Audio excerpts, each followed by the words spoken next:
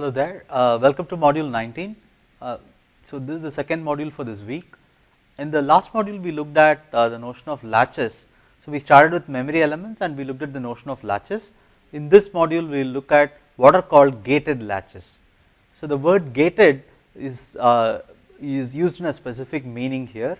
So when we say something is gated, we mean that the circuit is not going to run under its own. There is going to be some control which will let it behave in a specific manner. So when something is gated, it is not supposed to work in the manner it is, and if it is not gated, it is supposed to work freely as the original intention is.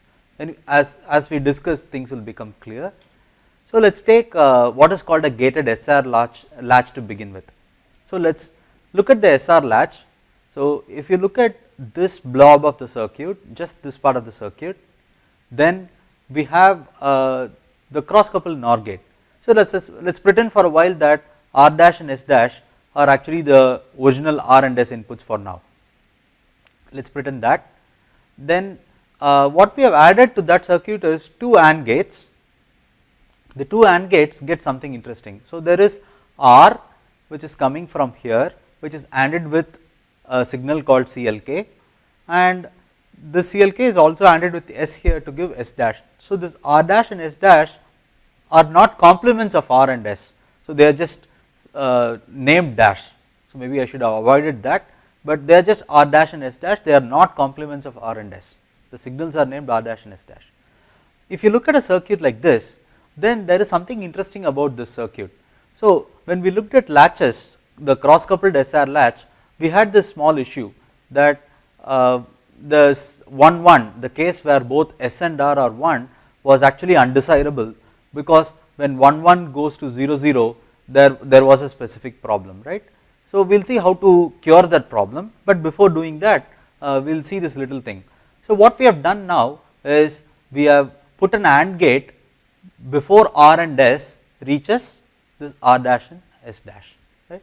So the key thing is, if you put CLK equals 0, if CLK is 0, no matter what R and S are, R dash and S dash will be 0. And if you remember the table for SR latch, if both R and S are 0, then the latch will retain the previous values. So that is a good thing, and the circuit will work like a regular latch if CLK is 1, right. Then we are going to this part of the circuit, right. If CLK is 1, whatever R is, R and 1 will be R itself, and similarly 1 and S will be S itself. So you will have whatever the original inputs R and S are, they will be reflecting as R dash and S dash, and now the circuit will work as though it is a regular SR latch. So let us look at the table now. If CLK is 0, no matter what S and R are, so if CLK is 0, both R and S will be zeros. So from this latches point of view, it should just keep the old value of Q. So this Q is Q of t, by the way. And however, if CLK is 1, then you have the top half of the table. In the top half of the table, when CLK is 1, the latch is now transparent, as in it can see the changes in R and S. We will use the word transparent for that. So the changes in R and S will go and change the value of Q and Q dash, and this is the manner, right. So if you ignore the one here, then so for a while, if you know that CLK is 1, it is supposed to work like a latch, and these three columns, so this part of the table is as what we saw for the regular latch. What we got now is this extra notion of what is called gating. The CLK signal is a gating signal for R and S. If it allows the values to be passed through, CLK must be on. If it wants to prohibit what should go into the latch, then CLK can be off. So CLK is a control signal which controls what whether R and S are actually passed down to the regular latch. So this is called a gated SR latch. So you have a latch which is the cross coupled NOR circuit, and it is gated, it has a gated input coming in. So the input R here is coming as gated input R dash, and the input S here is coming as gated input S dash, and CLK is in some sense the enable for this latch. Similarly, you can build a gated SR latch with NAND gates. So, here we have a cross coupled NAND gate, and what we have done here is we have taken CLK and given it to the two NAND gate, two AND gates as before, except that in this case we are actually using NAND instead of AND. Let us see the meaning of this. If CLK is 0, right, then both S and R will be masked. So, you can't see the value of S and R, because if CLK is 0, here this line will become 1 and this line will become 1, and both lines will essentially be 1. However, if CLK is 1, then S will be passed in its complemented value here and R will be passed in its complemented value here, right. So, that is what happens in this setup. So, essentially it is a cross coupled NAND circuit with a additional gating circuitry added before, and this circuitry works according to this table. So, if CLK is 1, it works as though it is a regular latch.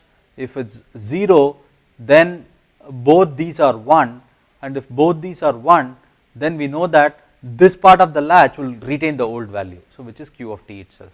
So, as a black box, if you think there are 3 inputs S, CLK and R, forget the internal details, the black box is S, CLK and R, and the output is Q and Q bar. What we want is when CLK is 1 and if S comes on, we want the Q of t plus 1 to be 1. If CLK is 1 and if R is turned on and if S is off, we want the latch to be reset, we want Q of t plus 1 to be 0.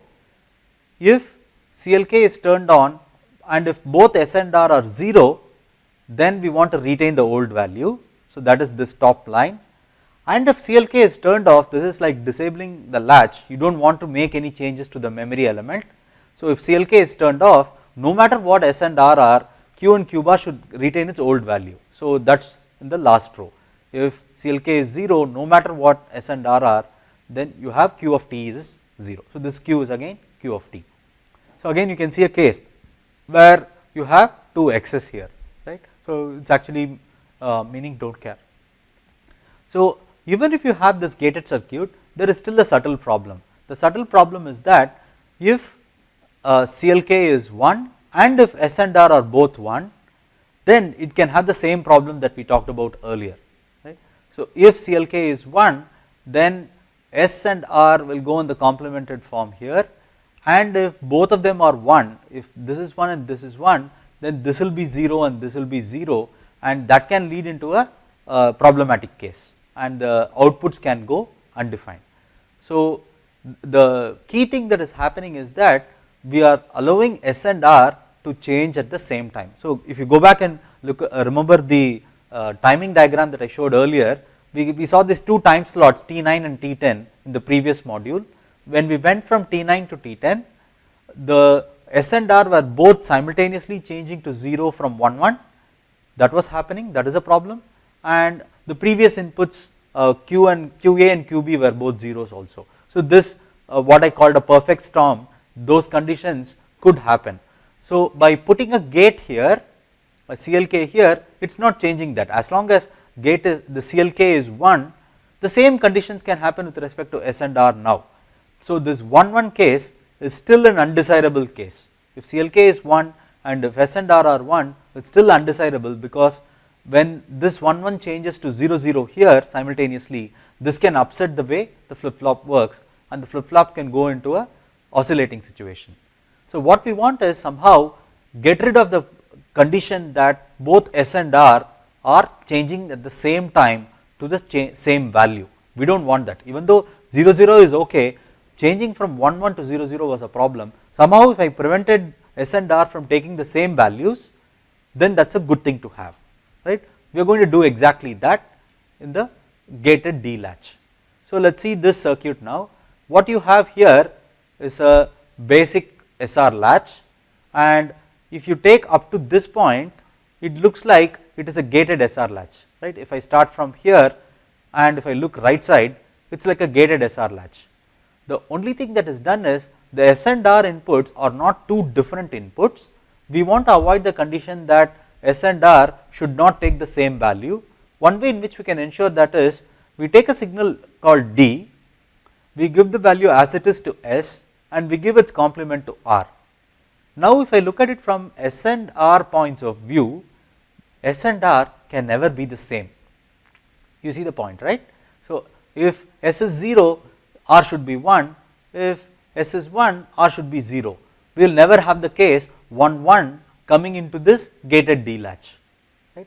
So if we take a gated SR latch, which is this part, right, starting from here to the right, that is a gated SR latch, and to the SR inputs, if you add this extra piece of circuit where you take a single D input, it goes as uncomplemented and complemented inputs to S and R, then you will never have the condition where both S and R are 1 simultaneously. In fact, they cannot even be both 0 simultaneously. So this is an interesting case, and this is going to be called a gated D latch. The symbol we will use for a gated D latch is as follows. So D is a single input that comes in, there are two outputs Q and Q bar, and there is a single gate signal called G. So the G will control so G is going to be the gating logic for this latch. If G is on, then D input is registered, or in some sense the Q and Q bar can change with respect to D if G is on.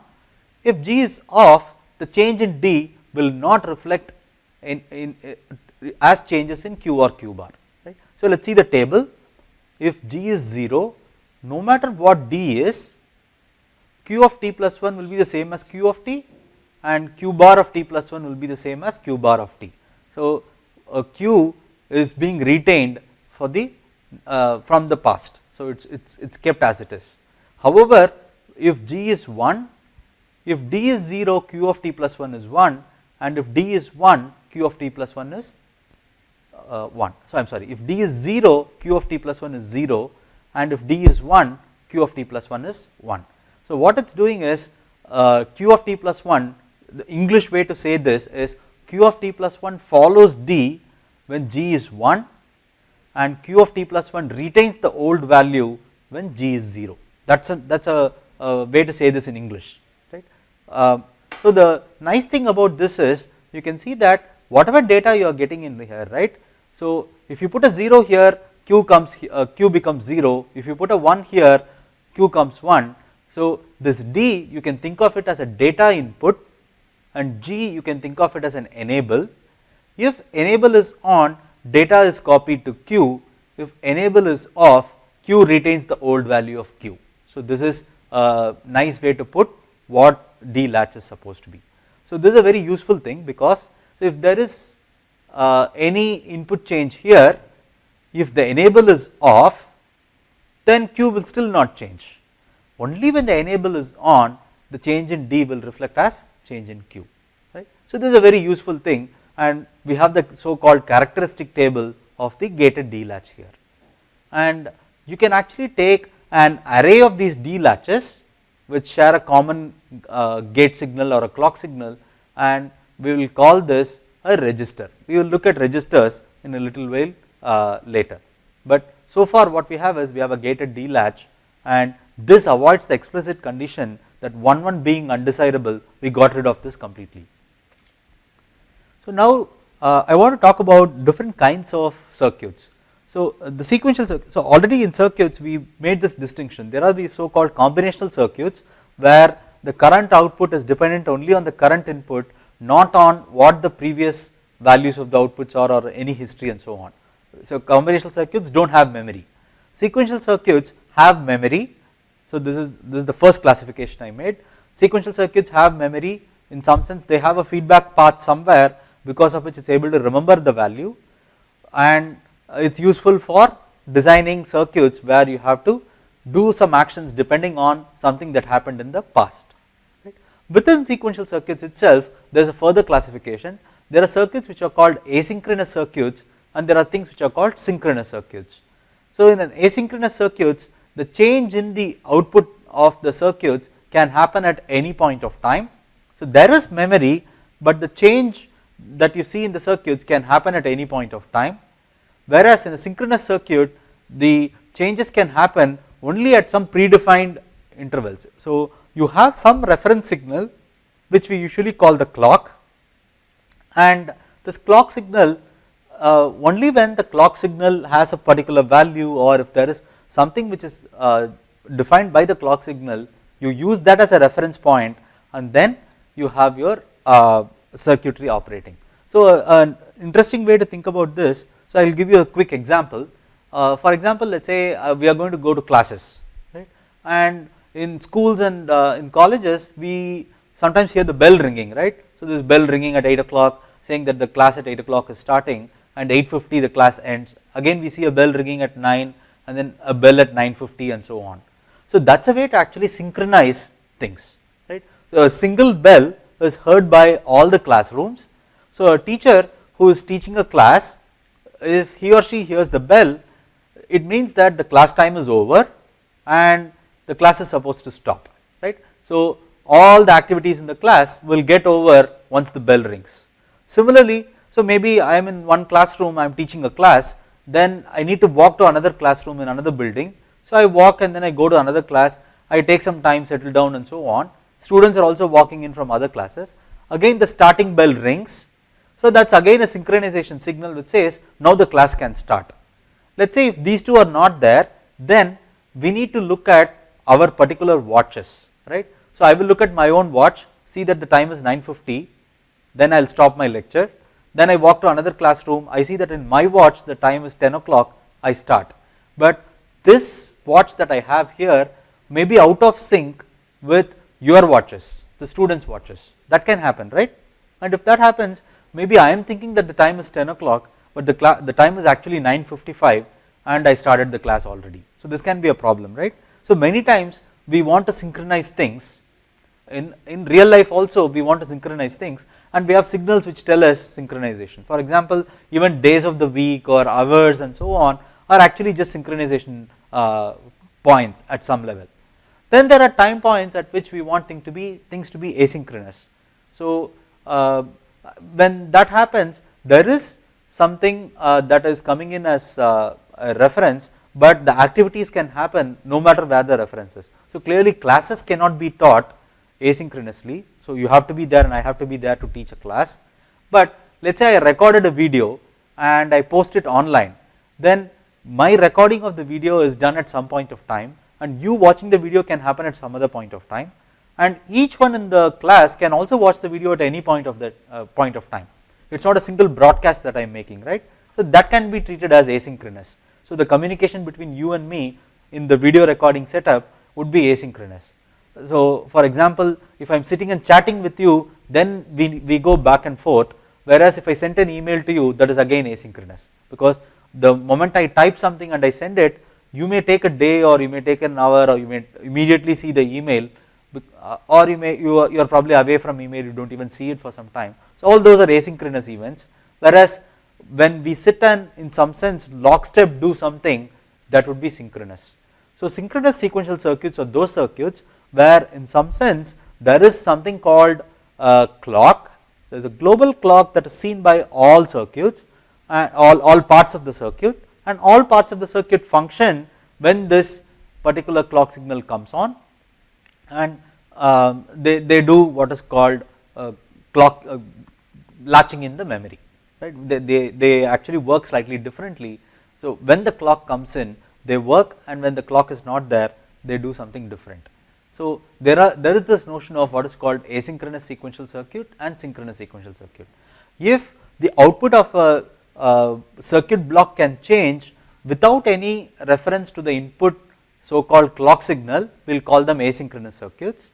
If the functionality of a circuit, if the output of a circuit is defined with respect to the reference at which the clock came in, then we will call them synchronous circuits, right. So, keep this in mind and we will see this as we go along. So, let us see a quick example.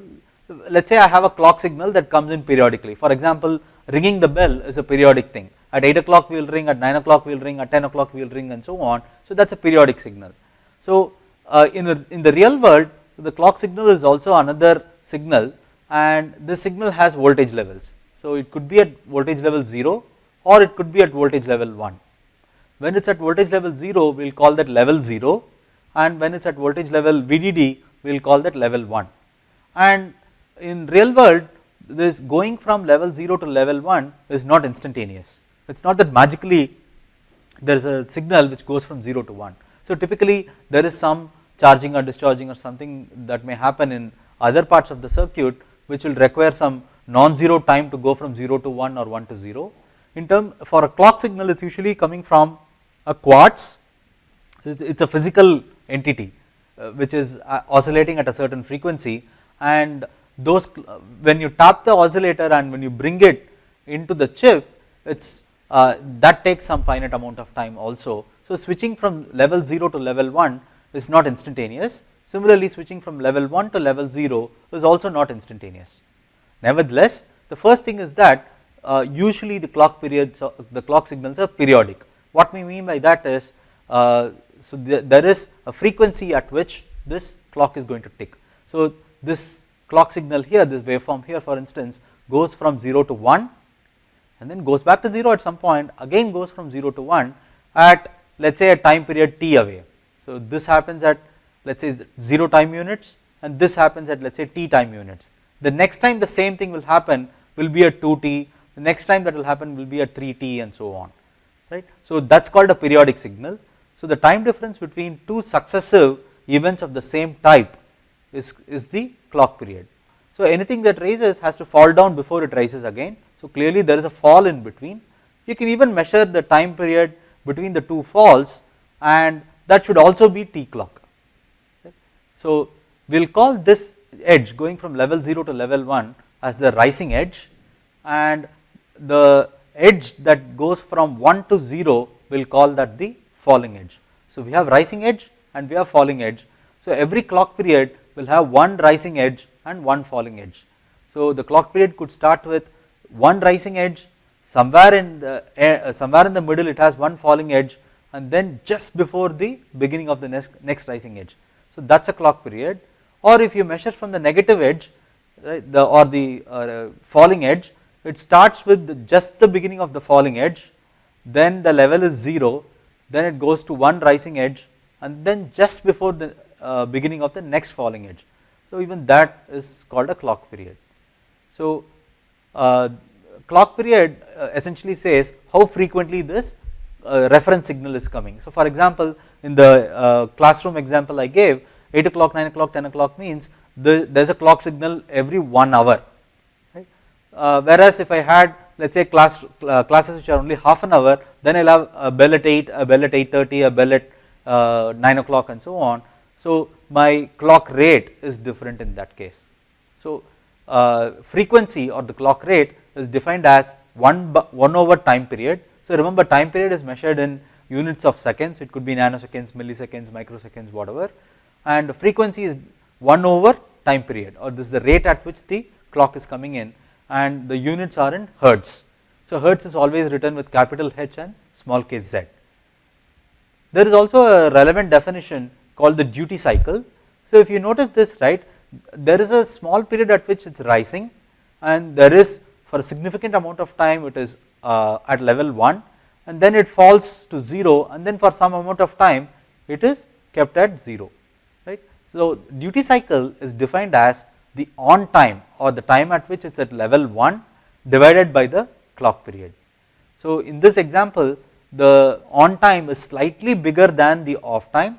So, I would expect that the duty cycle is greater than 50%, but if the length of the on period is exactly the same as the length of the off period, then the duty cycle would be on time divided by on time plus off time. If they both are the same, then it is 50%. So, this definition of a duty cycle is also useful, but just remember this for a while now. We will need this in the later classes. So, it is specified here so that as a definition it is all in one place. So, we have seen what is a clock edge, what are the levels, what is a positive and what is a negative edge, and we have seen what is called a duty cycle. And let us now go back to the latches. So, latches, we call them level sensitive because the output of a latch can change if there is any change in input, as long as the level at which the gating signal is there is on. So, no matter when D changes, as long as G is on, even if D changes many times, you will see an effect of that on Q in the case of a D latch. So, D latch is called a latch, so the circuit I showed earlier is called a latch, because as long as G is on, even multiple changes in D will be propagated to the output Q, and this is okay for in some cases, but in many cases it is actually undesirable. We do not want changes in D to be propagated to Q whenever G is on. So, we will see why this is the case as and when we build examples, but this is an issue in practical circuits.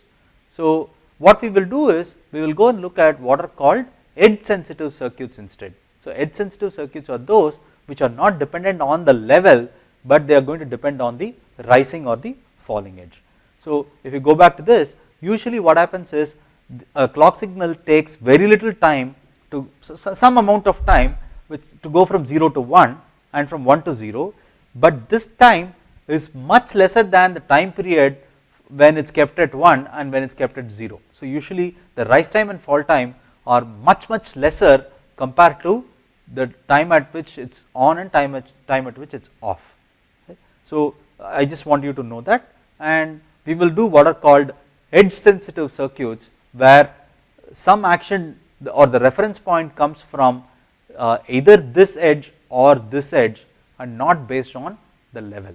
Right. So, at this point what I would like you to do is go back and look at the circuit and go and check if you keep the G signal or the clock signal on in the gated circuits that you have seen so far, try and change the D signal in the D gate. So, in the D latch, go and change D, keep G at on, change D, see what happens to the change in Q, right, see if Q changes at all or not. You will notice that in a gated D latch, Q will in fact change. So, we are going to design a circuit later which actually does something different, and we will get to that in the next module. So, this brings me to end of module 19, and I will take some time to go and review materials from both module 18 and module 19, because you will need a lot of that for module 20. So, revise them before you go to module 20. Thank you.